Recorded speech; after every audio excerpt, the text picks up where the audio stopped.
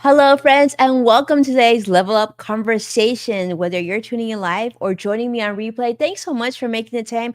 Happy Thursday. Let's get started. Welcome to Level Up with Winnie's son.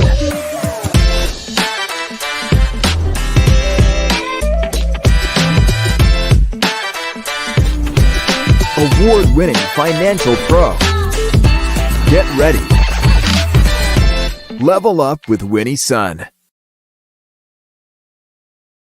Hello, friends. Happy Thursday. Can you believe it's almost the end of the week? Welcome to the show. I'm Winnie, your host, an award winning financial pro, a Forbes contributor, and a CNBC council member and contributor. And I'm grateful to have you join me here live. Let's just jump in and let you know how the market is doing. Unfortunately, kind of red across the board. Currently, not the best financial market day, but currently the Dow is down 184 points. Nasdaq's also down 264 points. That's got to hurt. And the S&P 500 is down 46 as well. I want to say a big welcome and hello to Joshua. I see CrossX Fighter joining us on YouTube Live. Thank you so much for making the time. And let's get started. It's been quite a bit of news going on. If you didn't know already, many of you may be watching the different political news, right? I think the Democratic National Convention is ongoing. Republican National Convention has just finished up not too long ago. And really a lot of stuff happening in that front. But we're not going to touch on that too much. We're going to talk about some financial news, business news happening that I just want to make sure that's on your radar. And the first bit of news is, of course, today's market activity. We see a pullback on the S&P 500 as well as the Dow and the Nasdaq with considerable declines in some areas. Now, a lot of investors continue to be paying attention and looking to see what Fed Chairman Jerome Powell is going to say on Friday at the annual Jackson Hole Economic Symposium. Of course, we're hoping to hear more information regarding future rate cuts, how deep of a cut it'll look, and all that stuff, and if it's still on track for September. So I don't know. That's what we're seeing so far. And then, of course, there's a lot of news about who will be on which cabinet, who will be if former President Donald Trump is reelected, who will be on his board, and if Vice President Kamala Harris is elected president, who will be on her board as it pertains to who will be monitoring financial affairs for the United States. Now, speaking of big changes, if you didn't know already, CEO of Starbucks, that recently was changed. And so the new CEO has been chosen, Brian Niccolo, who many of you know, we talked about him last week. He's going to be joining Starbucks. But the big news that people keep on talking about at the coffee giant isn't so much just like his compensation, his experience. We know he came from Chipotle, but people are talking about this new trend that he seems to be embracing called super commuting. So what is super commuting? Now you've heard about going back into the office. You've heard about hybrid work where you kind of do a little bit of both. And we've talked about complete work from home. Well, super commuting is when you basically do quite a long commute to get to work. So this is what he's going to be doing. He's going to be staying in cozy Newport Beach, Southern California, not too far from where I'm at currently. And he's going to be commuting to Seattle, which is where the corporate office for Starbucks is. And he's going to be using their corporate jet rather than relocating to, the Pacific Northwest. Now, of course, his annual compensation is going to be $1.6 million. And of course, there's potential bonuses that are going to be between $3.6 million to $7.2 million and up to, get this, a whopping $23 million in equity awards. But one of the things he said, in order for him to change companies, to leave Chipotle, he would need to have the flexibility of remote work. And just so you know, he actually requests the same when he's worked at previous companies, and it's worked out quite well for him. But in this particular case, of course, farther from Seattle, but he will be working out of the Seattle office for at least 3 days a week, and the rest of the time at his remote office here in beautiful Newport Beach. Now, this arrangement is just highlighting sort of the increasing need of executives, employees, everybody who works, of the need of more flexibility, and now more flexibility granted not just for your typical employee, but also for top executives. So if you want to attract top executives, especially someone of his caliber, and by the way, if you're wondering, he's in his 40s, this is something that's very important to him as a parent of younger children. So the company, of course, views this work arrangement as really kind of a risk, but a smart risk in order to revive the struggling performance. And they're really hoping that given his extreme track record at companies such as Chipotle, that this will help bring Starbucks back to dominance, I guess. But I'm curious to see how you feel about this. I wanted to share this with you because I think it tells a bigger story. It's not just about an executive with a big paycheck and deciding to, super commute and whatnot, but it's really underlining the importance of people having flexibility of where they work, when they work, and how they work, and just that one size doesn't fit all. So it'll be interesting to see if this trickles down and is adopted by other executives. We certainly know that there are a lot of executives that don't work in their headquarters, right? We knew, especially in the early part of the pandemic, many CEOs worked in Hawaii and but their headquarters were in Silicon Valley. That's not a new thing. But will this be bigger, especially with the coming of AI, where you really do have geography independence? So, curious to see how you feel about that. Definitely should tell me in comments. You like it? You think that this is going to make impact? But then, I guess the flip side is it really efficient to be using a corporate jet 3 days a week? I mean, for 3 days a week in the corporate office. You will have to decide on that. All right. Speaking of other things to decide on, and I wanted to share this story with you. I think it's an important one because we have a lot of you joining us where you might be in college, or you might have somebody in your household leaving for college, or who's about to leave college, or has already left for college. This is a story shared at USA Today. Now, if you remember, if you've graduated like I have, that in college they often offer student health insurance. But I wanted to talk about this because in this article, and I think it's an important one, many colleges actually automatically enroll students when they start school into their student health insurance plans, which they call SHIPS, SHIPS. Now, I remember when I was in college, I did this, but of course, the costs were a lot more affordable than they currently are. Now, on average, annual fees for this program at public colleges ranges about $2,924 versus at private institutions, you're talking about $3,874. So this is not a small amount of money, but it's important to note that in some cases, it may not make sense for your student to have this sort of insurance. Now, for students who are already covered under comprehensive family health insurance, maybe you already have health insurance at home, well, these ships may be unnecessary and they could just duplicate coverage. And let's be honest, kind of expensive. We're talking thousands of dollars, not just, $20, $30. So to avoid these ship fees, students typically have to complete a waiver process, proving that they in fact do have adequate health insurance.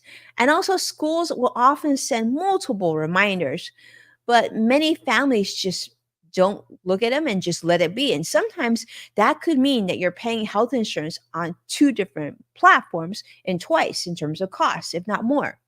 Now, colleges, of course, require students to be insured. That's reasonable, but they don't necessarily require that your student needs to enroll in the school's plan, these SHIP plans. And it's often misunderstood by many families that you actually do have a choice. Now, these plans, of course, could be beneficial for students with chronic health issues, international students, and of course, those who are attending a school which is maybe out of state or quite a distance from home, where their current health insurance maybe doesn't give them enough coverage or adequate coverage from what they need. But opting out might result in some cases higher out of pocket expenses for health services at college. So it's good that you do your due diligence. And if you're not sure, a great resource on this actually could be the person who sold you your health insurance. I know many companies such as ours, we have a insurance representative, and he does look into the different medical providers and hospitals just to make sure that the health insurance that we have adequately covers what we need. And so, if you have someone like that in your life, it would make sense to have them review not only your current health plan, but also the one that school is offering you, just to make sure that you have the best coverage at the best rate for you.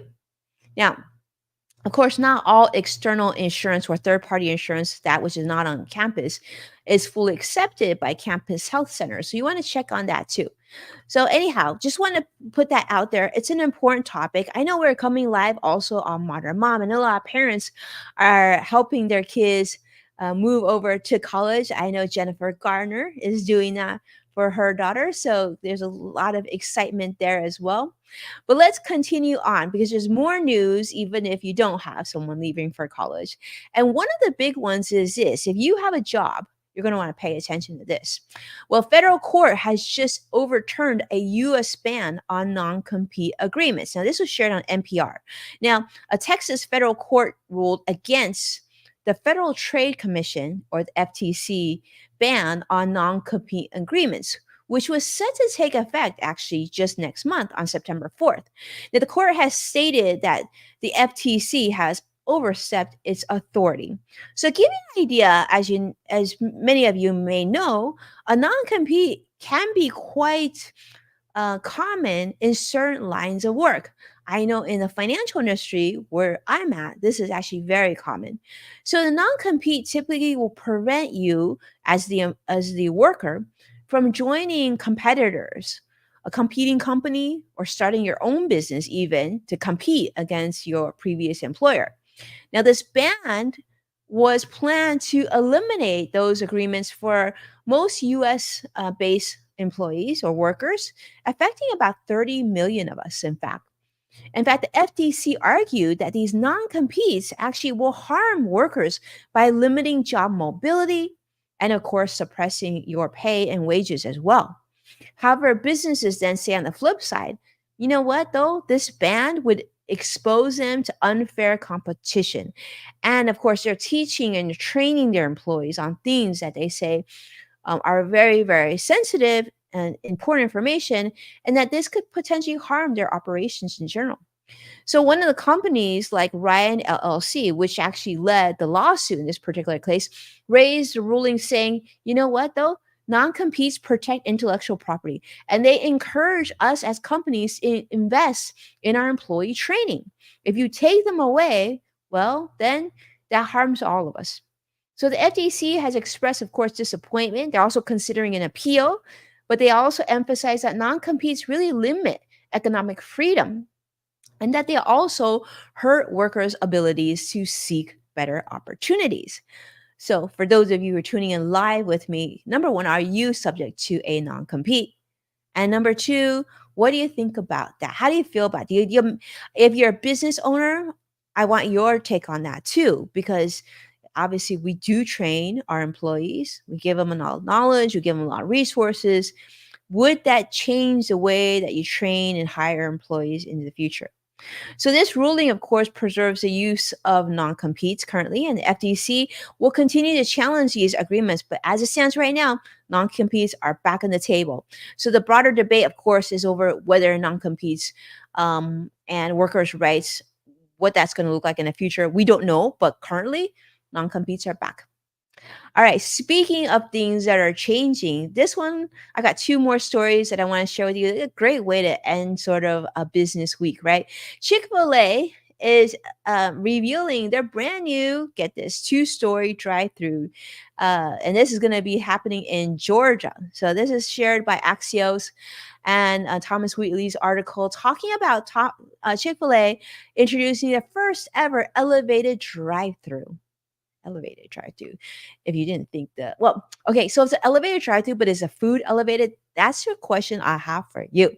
Now, this is going to happen, of course, in Georgia. The restaurant includes 4 drive-through lanes and a larger upstairs kitchen, which is going to double the size of a typical Chick-fil-A kitchen. 4 drive-through lanes. Wow, they must sell a lot of Chick-fil-A there.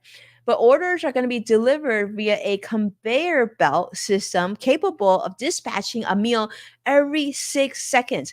Hello, that's exciting, right? This is the whole plan is to enhance service speed. So not only are you going to be able to order without getting out of the car, but now you don't even have to wait till you get to the window, like the food will come to you. So the drive-through sales account for about 60% for Chick-fil-A's business, and the new design, they say, plans to handle 3 times more vehicles in a standard location, which makes sense because I think even if you look at pre-pandemic, post-pandemic, during the pandemic, people just really prefer just driving through. But a lot of times you wouldn't drive through because the line would be too long. And so you're like, okay, my husband does this all the time. Okay, just park and just go in and get the food, it'll be fine. But this might just be the thing that would make it so much more efficient.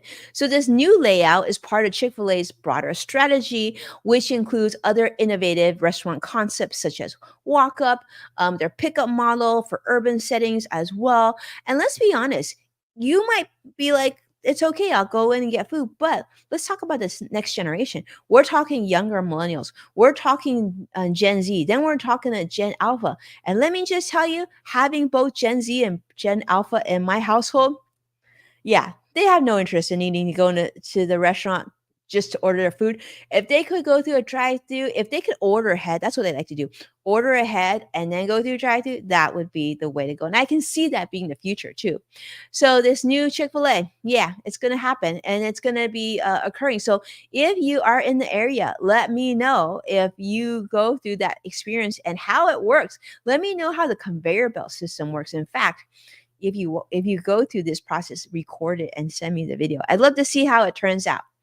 All right, and our lastly, I want to share a feel good story, and this is really I mean, I'm rooting for him for sure. So this is for Kevin Ford, who was a employee at Burger King. This story went viral not that long ago. So Kevin Ford, he gained fame in 2022 because he never missed a single day of work at Burger King for 27 years. But you may have seen this video. But what happened was during one of his big chapters of his working life, he was given a goodie bag as a thank you for your loyalty. And yet people just didn't think this was enough. And so there was a GoFundMe that was created on his behalf. A lot of people contributed to this. In fact, his daughter has set this up for him, and 459,000 plus dollars came into this GoFundMe, which now is allowing him to purchase he's purchased a home earlier this year, and now he's investing in his next business venture, which is a food truck. So if you remember, he first went viral when he shared a video showing sort of this very modest goodie bag that he received from Burger King after 27 years of service. And so many people just they loved him, they felt like he deserved more. And in fact, some of the donors included actor David Spade, who even contributed $5,000 to the GoFundMe. And so, definitely he this is an exciting venture. This is a brand new venture for him. He's very excited, and yeah, so Kevin is going to have a new food truck. So I guess let me know what you think about this. I mean, it's got to make you feel good, right? So Kevin frequently shares updates on his life. He spreads positivity through platforms such as Instagram and TikTok. And he recently shared his excitement celebrating his birthday with a road trip and, of course, excitement of his food truck. So we're very happy for him. We hope the best and best of luck, Kevin, to your new venture. And hopefully you can, run that food truck and hopefully, you know, at the next 27 plus years, things will just go up from there for you. But thank you so much, my friends. Currently, the Dow is down 190 points. Nasdaq is down 290 points. S&P 500 is down 50 points. We've got up a little bit more than 20 minutes left before the market will close. But thank you so much, my friends, for being a part of today's Level Up conversation. Do me a favor, hit that like button and subscribe to stay updated on all the latest content. And to be able to watch past full episodes of Level Up with Winnie Sun, definitely check out NASDAQ, Amazon Fire, Samsung, LG, Roku, and many other streaming platforms. And when sharing an episode online, thank you so much for tagging at Winnie Sun. I really appreciate it, and I see your shares. And thank you so much for those of you who have been tuning in to Yes Factor with Winnie Sun on Apple Podcasts and everywhere else that you tune into podcasts. With that, be well. I'll see you again next week. I hope that you have a beautiful day. Take care now. Bye bye.